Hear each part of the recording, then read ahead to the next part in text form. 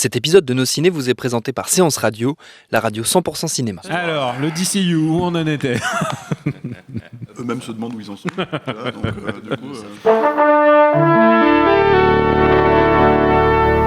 Bonjour.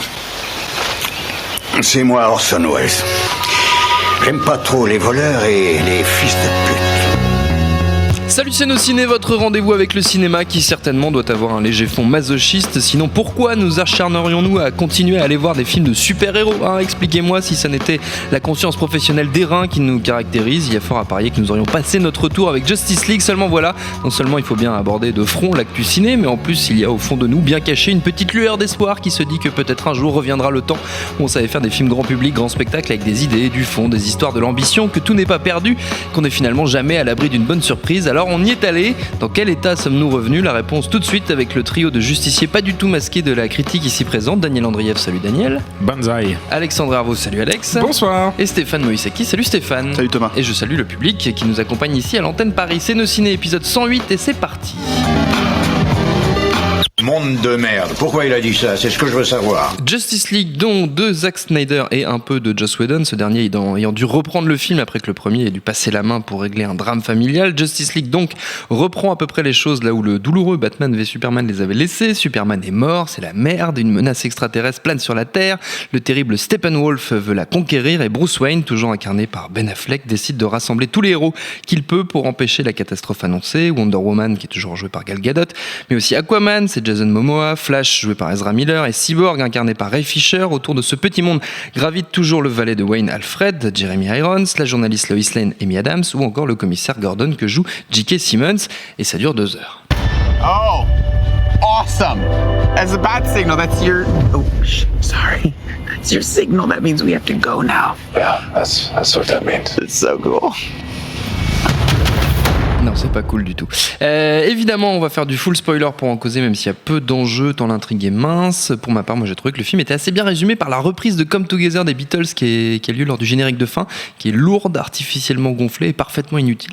À vous, messieurs, de nous dire ce que vous en avez pensé. Qui veut commencer? Tiens, Stéphane, qui regarde ailleurs pour pas que je lui donne la parole. C'est raté. c'est surtout un sujet à lumière dans la gueule. Tu vas arrêter de chouiner. Chut. C'est le maintien de mauvaise laisse-moi humeur, parler. c'est bien. Je te laisse parler. On vit dans un monde quand même où un film comme Batman v Superman est ouvertement complexe pour les gens. Donc du coup, il faut vraiment simplifier la situation. Et donc arrive Justice League qui simplifie littéralement la situation. C'est-à-dire, il y a un grand méchant. Ouais. Il y a des box, les boîtes mères, je sais pas comment ils les appellent là, Les Motherbox. voilà, qui ont plein de pouvoirs dedans. Comme ça, voilà. Non, ils n'ont pas plein de pouvoir à l'intérieur, c'est le pouvoir. C'est Ils le pouvoir, le voilà, disent. c'est ça. Et en fait, on ouvre ce pouvoir pour botter le cul du grand méchant. Voilà. On s'unit tous ensemble pour faire ça. Donc là, c'est sûr qu'on comprend tout. Il n'y a pas de problème. C'est pas très compliqué. Est-ce que ça reprend vraiment après Batman v Superman? Moi, c'est le problème que j'ai avec le film, c'est-à-dire que toute l'idée enfin, c'est le problème que j'ai. Comme si contrairement à toi, j'attendais quelque chose du film, tu vois, comme tu l'as présenté dans l'intro, tu vois. Oui, t'as baratiné. Ouais, j'ai baratiné. En gros, ça se termine sur le Batman de Superman se termine sur donc la mort de Superman et Batman qui a quand même passé son temps à juste dire ce serait une catastrophe en fait si on laissait ce mec agir comme il l'entend. Mais vraiment, hein, il a passé 2 heures et demie à s'énerver là-dessus. Et là, il est le premier à dire il faut qu'on ressorte Superman pour sauver la situation parce que voilà quoi. Parce qu'on a nos mères ont le même prénom. Ouais, alors ça, ils en parlent pas. Ils ont du coup. Mais ils se sont dit on va pas le rementionner. Voilà. Donc voilà, déjà problème de cohérence. Ensuite. Alors c'est assez publicisé quand même les reshoots, la situation, t'en as un petit peu parlé là dans l'intro, et c'est un autre problème supplémentaire de cohérence pour moi, c'est-à-dire qu'ils vont chercher, déjà à la base ils vont chercher Zack Snyder pour créer cet univers. C'est quand même un cinéaste qui a un style visuel, une approche de ce genre-là très très spécifique, et ils vont chercher Joss Whedon ensuite pour re-shooter. Alors à l'occurrence c'est Zack Snyder qui l'a recherché, mais pour réécrire le film, mais quand il y a eu son drame familial, il a pas pu réaliser les scènes en question. Et c'est donc Joss Whedon qui le fait à sa place, et qui est un autre cinéaste avec un autre style totalement différent, même si les mecs ils abordent plus ou moins les mêmes sujets quoi. Et du coup c'est un film complètement schizo parce que ça se voit. Alors bon, il y a l'histoire, je sabre dans le tas. Il y a l'histoire de la moustache de Superman, voilà, qui est quand même très pratique, moi je trouve, pour voir quelles scènes ont été reshootées, parce que ça se voit, mais comme le nez au milieu d'une figure qui, avec la moustache qui n'est plus là, quoi. Et voilà, en fait, donc il y a cette espèce, encore une fois, dans un problème de cohérence, il y a cette espèce de truc où on essaye de te faire croire que le personnage de Superman avait été présenté comme un symbole de justice, d'équité, d'espoir, ce qui est juste mais pas du tout le cas dans Man of Steel et Batman vs Superman. Il essaie de détruire sa propre ville. Voilà. Non, mais c'est pas du tout le cas dans ces films-là. Donc là, on essaye de te rattraper le truc en disant ouais, c'est quand même ça Superman. Et ça se sent que c'est Joss Whedon qui essaye de rattraper le train en marche, quoi. Le problème, c'est que ce train en question, on a l'impression qu'il a été hacké, pris en otage et déraillé, et tu vois ça pendant 2 heures en cours de route, quoi. Donc du coup, c'est assez, c'est un gros, moi je trouve un gros accident industriel. Je comprends, là, les gens parlent déjà de bid en fait avec la sortie du film aux États-Unis et le fait qu'il ait pas encore même pas fait 100 millions au premier week-end, quoi. Et je pense que ça présente pas une lassitude vis-à-vis du genre en soi, hein, puisque à côté de ça il y a Thor qui cartonne, quoi. Mais je pense que ça démontre que oui, les gens savent pas faire les trucs, en fait. gens, mais surtout ils savent pas quoi faire. C'est-à-dire ils savent littéralement pas quoi faire. Donc là les reshoots, ça se sent qu'ils ont essayé de rajouter un peu plus de pouvoir au personnage de Wonder Woman. Voilà, et tout ça pour que finalement Superman prenne le relais dans la deuxième partie. Je sais pas, et puis bon, voilà, c'est quand même un film à 300 patates qui ressemble à Mortal Kombat 2, quoi. Genre, littéralement, c'est-à-dire que il y a des plans d'effets spéciaux juste c'est horrible. dégueulasses, quoi. Donc pas que la moustache, hein, vraiment des trucs, voilà. Et puis je sais pas. Alors. Au-delà de Superman et de ce genre de choses, parce que je pense que des scènes ont été reshootées, les reshoots ont lieu dans des scènes qui existaient déjà. Il y a des espèces de problématiques d'écriture scène par scène, en fait. Par exemple, le combat final. Il faut qu'ils te mettent une petite famille de banlieusards russes, tu vois, donc les 4 personnages il faut dire que c'est l'arc le plus intéressant du film, quand même. Moi, j'ai plutôt envie d'avoir la vie de Yuri et de toute sa famille. C'est un tropisme personnel. Dostoïevski, Daniel Andreev. Et avec en fait une écriture c'est-à-dire que les mecs avaient dit qu'il y aurait plus d'humour, plus de machin, etc. Plus de légèreté. Encore une fois, quel humour? C'est ça la question en fait qui se pose, parce que, et ça c'est mon gros problème avec Joss Whedon de manière générale, et c'est évident encore une fois que ça vient de lui.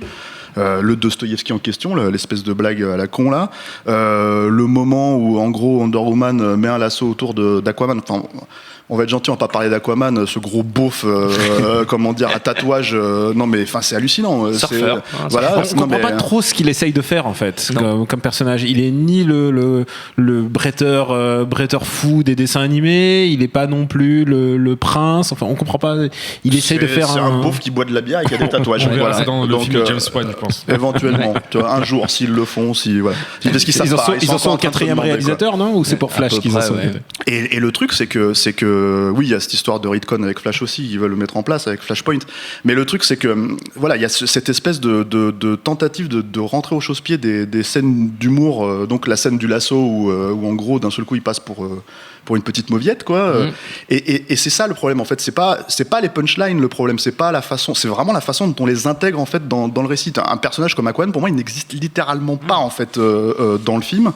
Le seul moment, il y a même pas d'eau en fait, c'est ça qui est le gros problème pour Aquaman. Dans l'eau au début, et le truc c'est qu'en fait il accepte finalement d'aider les gens quand finalement on attaque son pays. C'est quand même encore un héros, tu vois, un petit peu égocentrique, quoi. Et le type, il a 3 actes héroïques à la con. On se fout de sa gueule parce qu'il apporte une fourchette au combat, tu vois. Et quand tu regardes les bandes annonces qui datent d'avant les reshoots, c'est pas les mêmes punchlines, tu vois. C'est ça qui est, donc c'est assez facile de voir ces choses là. Et du coup en fait, se foutre de la gueule des persos avant même qu'ils aient pu démontrer un quelconque acte héroïque, c'est du Joss Whedon tout craché, c'est-à-dire un mec qui se tire une balle dans le pied alors qu'il est persuadé de créer une mythologie ou de servir une mythologie. Et voilà, la scène où t'as Superman qui lui dit je savais que tu m'avais pas ressuscité parce que pour mes beaux yeux, parce que tu me détestes en fait, ou je sais pas quoi. Et l'autre il fait tu vois. Et quand tu compares ce plan avec Batman qui est tout hésitant comme ça, tout penaud là, qui sait pas quoi répondre, comme dans une espèce de screwball comédie des années 40, tu vois. Alors qu'à côté de ça, c'est Sad Batman, tu vois, de Batman v Superman. niveau cohérence, c'est au chou, quoi, aux fraises complet. Donc, ouais, accident industriel total, et puis pas fun, pas spectaculaire. Donc, tout ce que les mecs essayent de faire.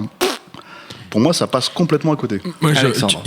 Stéphane vient de parler des premières promos. Il faut savoir que c'est vrai que c'est un film qui a été présenté en long et en large via une première bande-annonce qui était hyper longue, qui faisait presque 3 minutes, dévoilée pendant le Comic-Con 2016. Donc c'était bien avant la tragédie familiale de Zack Snyder. Donc il y avait déjà énormément de scènes que lui-même avait touchées, sans l'ombre d'un Whedon au tableau. Et il y avait déjà quand même beaucoup de vannes dedans. Il y avait déjà des vannes qui sont d'ailleurs dans le cut final. Le Flash qui dit j'ai besoin de copains, son super pouvoir c'est quoi de Batman, voilà, je suis super riche. Enfin, ouais, il y avait déjà dans ces premières images promotionnelles dévoilées une orientation beaucoup plus légère, beaucoup plus comique que le très sombre Batman v Superman. Donc on peut pas non plus, même si je défendrai pas le travail de Joss Whedon sur le film parce que je pense qu'il était avec une matière première qui était difficilement améliorable, je pense. Mais planning de merde, parce qu'il a fait ça cet été. Oui, et un planning. Moi, je pense que c'est lui le clodo avec le panneau I Try au début, en fait. Oui, c'est possible. Ouais. Mais tu sais qu'en plus, je pense que vraiment, lui, il doit s'en vouloir parce que je pense qu'il a perdu. On n'en parle pas trop, mais je crois qu'il va sans doute perdre le job de réaliser Batgirl suite à ça. Et surtout, il a fait preuve il a peut-être pas été aussi suicidaire que le mec qui avait fait Fantastic Four, là, Josh Trank, qui s'était limite excusé du film le jour de sa sortie sur Twitter. Mais il a quand même dévoilé, tu vois, en likant des tweets hyper négatifs sur le film, notamment qui critiquait à juste titre son vilain, qui est le pire vilain de tous les super-héros. Tout studio confondu, même les vilains de Thor 2 par exemple. Voilà, le vilain là de Steppenwolf, c'est quand même un super acteur anglais, Ciarán Hinds, qui le double, voix, mais il est d'une laideur visuelle incroyable. Il a aucune consistance narrative. Enfin, c'est un échec à tout point de vue. Alors, il est pas mal en tant que personnage de dessin animé, c'est-à-dire il arrive et dit je veux tuer les gens, je veux transformer. Alors, si tu le regardes en termes de premier degré, si tu regardes en adaptation des Maîtres de l'univers, voilà, en 2017, c'est pas mal, mais c'est très limité. Pour moi, le principal problème du film, et j'en reviens au plaisir, c'est-à-dire que d'abord il n'y a aucune once de plaisir à regarder ça, et le fait qu'il y ait les deux réalisateurs, c'est comme si tu avais pris un excitant juste avant, t'as pris du Guronzan pour rester éveillé, mais t'es un peu trop excité, alors tu prends un petit t'es soft comme mec, tu prends un peu l'Exomil, du coup t'es un peu patraque, alors après qu'est-ce que tu fais, tu prends des corticoïdes pour t'exciter, du coup tu redeviens malade, alors tu reprends un autre calmant derrière, et du coup pour les Parisiens, ils parlent de coke et de MD, voilà. C'est ça, et tu obtiens une espèce de film en état de stase, c'est-à-dire c'est ni drôle ni excitant, t'attends la scène suivante, la scène avec les Amazones est nullissime, elle est scandaleuse, on enchaîne scène nulle après scène nulle, et du coup ça devient comme un très très mauvais Marvel, c'est-à-dire qu'est-ce qui a sauvé là-dedans, pas grand-chose. Wonder Woman, on s'excuse presque pour elle parce qu'elle a tous les plans, alors qu'elle était traitée justement avec ils essayaient de faire justement le traité avec dignité dans son propre film. Ici, on a que des plans contre-plongés, pas très sympathiques pour elle. Enfin, typiquement Snyder, quoi. Ouais. Et du coup, on a une espèce de film amorphe. C'est vraiment un film amorphe et tu peux pas le recommander à qui que ce soit, quoi. C'est nul. Alors, la seule, s'il y a une valeur positive à trouver, c'est que pour les enfants, maintenant, ça ressemble plus à un cimetière. C'est-à-dire BVS, tu pouvais pas le montrer à un gamin. Tu le montrerais pas à ton gamin de 10 ans. Non. Là, ça reste à peu près montrable, mais il y a tellement mieux à lui montrer, quoi. Si t'as pas montré Goonies à 10 ans, vas-y, quoi. Il y a un truc qui m'a un des trucs qui m'a visuellement le plus choqué dedans, même s'il y a beaucoup de choses très très laides dans le film, hein, ça manque pas, c'est Flash. Flash, ils l'ont introduit via une scène pourrie incompréhensible dans Batman v Superman, mais ils ont donc depuis quand même pas mal d'années. Il passe un tout petit peu dans Suicide Squad, si tu te souviens. Ah, c'est vrai. Ouais, il y a une petite scène. Micro-scène. T'as raison. Donc ça fait déjà 2 films avant celui-là dans lequel il est apparu, et on sait que Flash doit apparaître dans ce film-là depuis longtemps. Donc les mecs qui bossent aux effets spéciaux, au design, etc., ça fait quand même du temps. Ils ont eu du temps pour travailler ce personnage-là. Le problème, c'est que c'est d'une laideur sans nom. Toutes les scènes où il court, ils ont essayé de rajouter on dirait les effets spéciaux qui sont préprogrammés quand t'as Adobe Premiere, même la version gratuite. C'est quand tu rajoutais un petit éclair comme ça là. Franchement, ça ressemble à ça. La série des années 90, qui avait d'ailleurs déjà Danny Elfman en générique, avec le mec. Bref. la série des années 90 était limite presque plus convaincante, alors que c'était plus des petits accélérés puis des effets de flou. Le problème, c'est qu'ils ont eu en plus la concurrence de Vif Argent, Quicksilver. Oui. Dans 2 films en plus, puisqu'il est apparu et dans Avengers 2 et dans les X-Men de Bryan Singer. Alors, les X-Men de Bryan Singer, c'est les 2 scènes qui volent les films, voilà, avec ces effets de ralenti, matrixiens, délirants, très drôles. Mais même dans Avengers 2, qui est quand même un film assez laid au demeurant, et avec déjà bien que Joss Whedon, une c'est ville proto-russe. Exactement, donc ça c'est la merde. Whedonite aiguë de ce genre de film. Pourtant, Whedon, il devait quand même être entouré par des techniciens un poil moins blaireaux que ceux qui ont bossé sur ce film-là, parce que j'ai revu, il y a un montage dans YouTube qui est très pratique, c'est que les scènes où il court. Il y a des gens qui sont obsédés par ça, je pense. Donc il y a que les scènes où Quicksilver court, et les effets spéciaux, sans être d'une révolution absolue, ont un peu de gueule, que ce soit dans un plan large, que ce soit en mouvement, bref. Là, il n'y a pas un plan avec Flash dans le film, sauf ceux où il est démasqué, où il raconte des vannes et en plan fixe. Il n'y a pas un plan d'action, j'ai trouvé, qui ne foutait pas la honte. Alors, par contre, des plans qui font de la honte, il y en a beaucoup en fait. Oui. Et que ça soit du plus anecdotique au plus la scène d'action, on dirait Soul Calibur, mais version PlayStation 1, tu vois, vraiment sous l'edge, donc tu vois, vraiment, c'est vraiment pour et le méchant en plus avec ses cornes inversées, du coup, ça donne vraiment un petit côté boss de fin de niveau très très moche. Mais Mortal Kombat 2, ce que disait Stéphane. Mortal Kombat 2 que je respecte plus. Genre, au moins il y a une âme. J'adore Mortal Kombat 2. C'est un très grand film. C'est un très grand non-film en fait. Mais c'est un grand film de jeu de baston. Voilà. Mais c'est un très grand non-film. Voilà, c'est un film qui est sorti. C'était la copie de travail. Ils l'ont dit ouvertement. Donc le truc c'est que là, je pense que c'est un peu le même problème, c'est que en fait, c'est un film qui est rushé. Parce que tout simplement, à un moment donné, il faut patcher Par contre, des trucs à droite à gauche. Ils ont oublié de mettre Bruce Wayne dans une putain de Mercedes. Et je suis désolé, Bruce Wayne ne conduit pas de Mercedes, c'est pas possible. Moi, par contre, il y a un truc qui Ok, merci Daniel. Un des trucs. Mais par contre, il peut danser la Macarena dans Lego Batman, ça va. Ça va. Ah, d'accord. Ok, c'est pour qu'on sache un peu. C'est où tu te situes dans le Batman-verse. Finalement, je pense que on a parlé des promos, des bandes annonces diverses et variées, ou comme maintenant c'est à peu près le cas sur n'importe quel blockbuster hollywoodien, tu es à peu près certain de voir des plans dans les premières bandes annonces que tu ne verras pas dans le produit fini, dans le film, la version sale. Là, c'est à un autre niveau évidemment. Et du coup, en fait, je me suis rendu compte. En passant dans la rue, en voyant la belle affiche, parce que pour le coup, elle est quand même pas si moche que ça. Je parle de l'affiche qui est très Alex Ross, avec un style vraiment très particulier. Finalement, ce genre de produit-là, de film-là, avec quelques plans qui te marquent un petit peu, genre des plans de Batman en contre-plongée sur les toits de Gotham City, hyper iconiques, très chargés, qui n'ont aucun sens dans le film, mais qui pris séparément, comme ça, comme un photogramme, un screenshot dans la bande-annonce, ont quand même de la gueule. Il faut être assez honnête pour le reconnaître. Finalement, je me dis que c'est un peu l'équivalent de ces couvertures de bouquins qui te font fantasmer. Le bouquin peut être nul à chier, mais au moins la couverture te donne un peu envie, ou de ces affiches de films quand tu passes devant les trucs. C'est une sorte de matière à fantasme. Et on est arrivé à un stade où finalement, ce genre de film-là, tu disais que c'était masochiste en début d'émission d'aller les voir. Finalement, au bout d'un moment, il va falloir qu'on se rende compte qu'on sera jamais plus satisfait en les voyant en entier qu'en voyant la bande-annonce, parce que de toute façon, ils ont littéralement mis tout le meilleur dedans. Oui. Et donc, on devrait se contenter de voir juste la promo. Là, tu essayes de justifier comment ça se fait que ces films-là, ils font quand même $100 millions au premier week-end. Non, mais moi, le truc, c'est surtout qu'il y a le précédent qui peut être intéressant pour moi, mais bon, malheureusement, je pense que c'est perdu d'avance. C'est que je ne comprends pas, j'ai jamais compris cette espèce de logique hollywoodienne où, par exemple, quand ils allaient chercher des réalisateurs pour faire des reshoots quand le premier réalisateur était pas là ou qui s'était fait virer, on va dire que c'était en sous-main, c'était rarement publicisé, et c'était rarement c'était la seconde équipe en fait. En gros, c'était rarement des cinéastes. Je mets les guillemets d'envergure parce que j'ai vraiment envie de mettre les guillemets avec Joss Whedon. Oui. Mais le truc, c'est que là, on en arrive à un stade. Il y a ce film où c'est clairement dit en fait que c'est Joss Whedon. Et bon, après, il y a les crédits. Les mecs se sont battus avec les crédits, et il a eu un crédit de scénariste.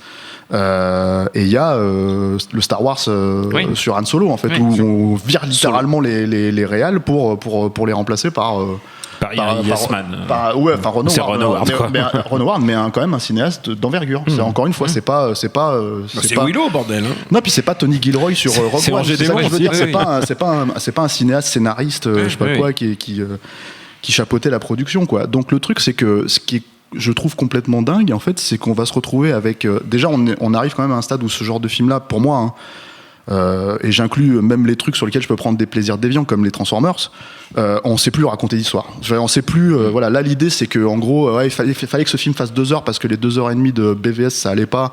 Il lui fallait un director's cut soi-disant pour comment dire, pour se faire comprendre avec 3 heures. Que j'aime Donc beaucoup, là, director's cut de BVS. Pas vu. Je m'inflige pas ça 2 fois. Mais il est le plus court truc, que c'est le. Paradoxalement, il semble plus court. Hein. Ouais, peut-être, mais bon, à mon avis, il y a quand même les 2h30 que j'ai vues, tu vois, dedans. Donc voilà. Donc si c'est pour avoir une demi-heure de qualité, le truc c'est que donc il y a cette notion-là, et en fait, on va se retrouver non seulement avec des films qui racontent plus rien, parce que là, ce film il fait 2 heures, mais il raconte rien. Hein, ce qu'on a résumé au début, c'est ça. Mais en plus, en fait, on va se retrouver avec des hydres à 2 têtes ou 3 têtes, en fait, qui sont comment dire, générés par des types qui sont quand même censés avoir une personnalité. C'est-à-dire pas être juste des yes man, au contraire, tu vois, des mecs qui ont, moi je fais du cinéma, enfin Ron Howard il fait du cinéma depuis 40 ans, donc il a quand même peut-être son mot à dire sur ce qu'il reshoot, quoi. Joss Whedon c'est pareil, il a une personnalité, elle transparaît dans ce film-là. Et on va se retrouver donc avec des films qui sont des hydres à 2 têtes où il faudra se poser la question de qui a fait quoi, comment, etc. Et j'ai l'impression qu'on traverse encore c'est encore un pas de plus vers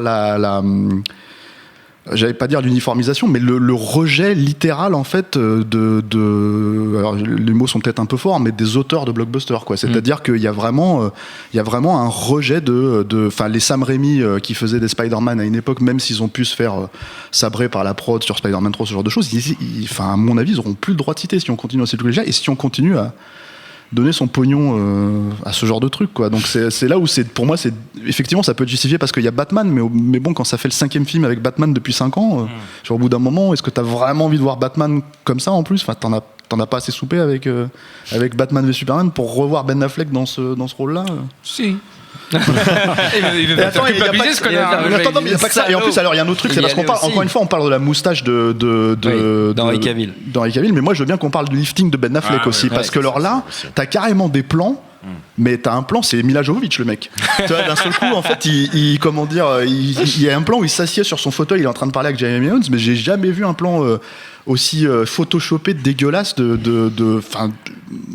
pour une star masculine en plus, hein, parce qu'en général, je fais référence à Mila Jovovich parce que dans Resident Evil 3, elle avait un contrat avec L'Oréal qui l'obligeait à avoir un teint de peau absolument formidable. Donc du coup, les mecs se sont sentis obligés de lui foutre du Ripolin partout sur la gueule, et elle est juste, elle ressemble à Photoshop, quoi, tu vois. Et le truc, c'est que là, c'est un peu pareil. Donc c'est complètement fou. Il y a un vrai problème plus global même de la chromo, quoi. C'est-à-dire la couleur, elle varie. Bon, on l'a vu, elle varie en fonction des trailers, mais la couleur du film final, il y a vraiment une espèce de déballonnade complète de la couleur, et puis elle revient et puis elle repart, et en fait tu te dis que en fait c'est le filtre Snyder utilisé de base, et puis ensuite les caméras sont bloquées là-dessus. Ils ont eu le mémo de Warner Bros qui a dit bon, plus de vannes, ça on l'a, maintenant plus de lumière, plus de couleurs. Le seul problème, c'est que leurs costumes, ils sont vraiment adaptés à une couleur très Snyder en fait. C'est-à-dire que le costume de Batman et aussi surtout le costume de Flash, ils sont adaptés à une chromo Snyder, c'est-à-dire dans le noir. On le voyait dans le trailer, dans les premiers trailers, ils se battent tout le temps de nuit. Là, ils se battent souvent dans des sous-sols. On sait pas trop. D'ailleurs, c'est un gros problème de ce film. C'est où ils sont, quoi. Où ils sont dans des sous-sols, mais qui ressemblent à des sous-sols de bases nucléaires. Ensuite, ils sont dans une base nucléaire, mais qui ressemblent dans les sous-sols de Gotham. Il y a aussi ce problème que Gotham est juste à une borne de Métropolis, ce qui est vraiment dommage, parce que du coup, il y a un vrai problème de où ils sont, ces gars. Et si tu veux bien réaliser un film d'action, il faut au moins te donner une sensation d'espace. Et ça c'est perdu, mais oui, la mer volante de Aquaman, enfin je veux dire, parfois il y a de l'eau, parfois il y a de l'eau elle part, enfin on comprend pas comment il y a un vrai problème d'unité, quoi. C'est pas le monde d'ici tel qu'il fonctionne, quoi. Ce problème d'unité dont tu parles, c'est pas qu'une question de tonalité. Dont tu parlais de colorimétrie, c'est aussi que, encore une fois, je veux dire, on parle d'un cinéma. Enfin, moi je n'aime pas le cinéma de Zack Snyder, c'est bête à manger du foin, et ça pète plus haut que son cul, on dirait un ado de 15 ans qui découvre la philo, quoi. Donc le problème, si tu veux, c'est que ça me plaît pas, mais par contre, en fait, je ne peux pas ne pas lui reconnaître que le type est hyper chichiteux dans son style, et qui pousse les potards à fond, et tout simplement, le fait est qu'il n'a pas fini le film. C'est le Michael Bay du super-héros. Non, mais voilà, mais tout simplement, il n'a pas fini le film. Oui, c'est aussi ça le truc, c'est que donc ça se voit, quoi. On va terminer là-dessus, je pense. C'est pas mal. Ouais, ouais, c'est bien. Je crois qu'on a fait à peu près le tour quand même. Mais quand même, on va faire, comme d'habitude, une petite série de recommandations.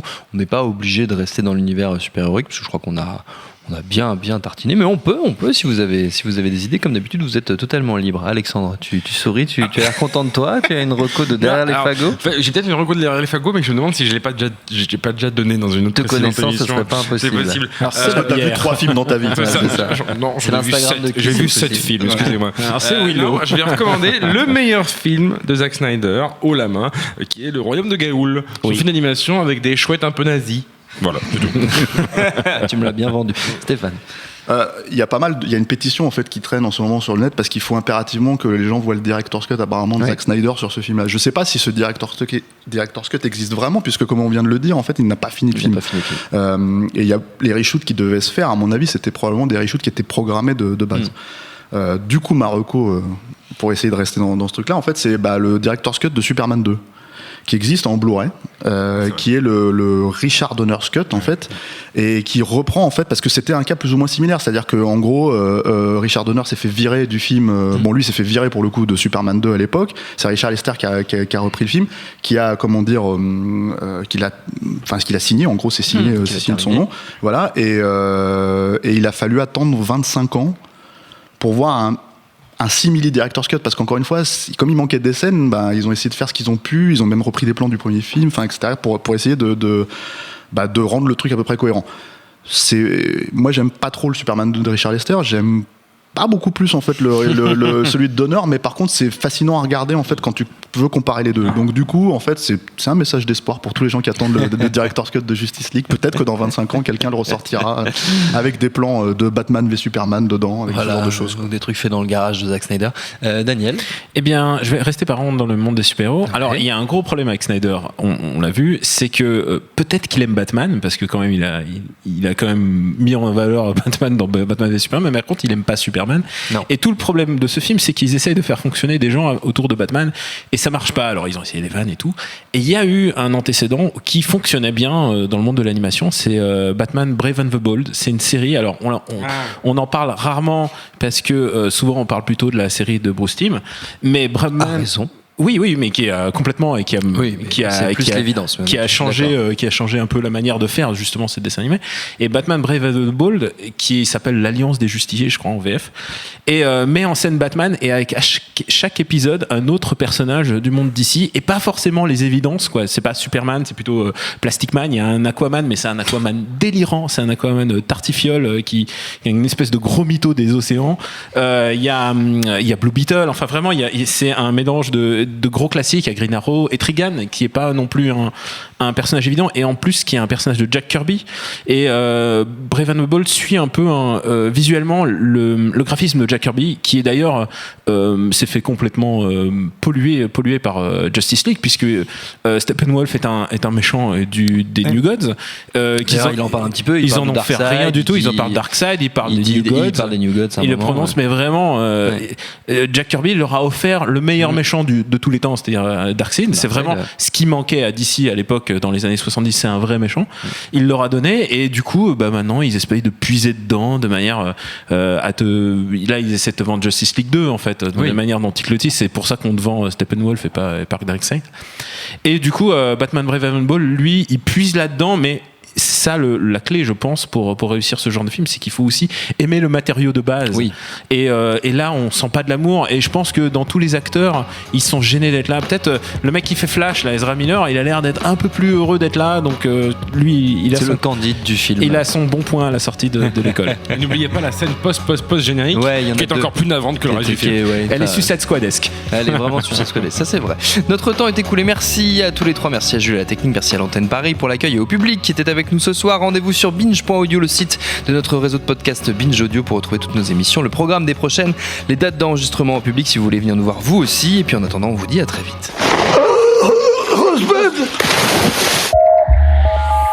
Bonjour, c'est Betty Mourao et on se retrouve tous les jours sur Séance Radio pour la séance live. L'actu ciné, le coup de cœur des blogueurs, les invités cinéma. Eh bien, le meilleur de l'émission est disponible tous les jours en podcast sur iTunes, sur SoundCloud, sur tous les autres agrégateurs et bien sûr sur le site de Séance Radio, à partager à volonté.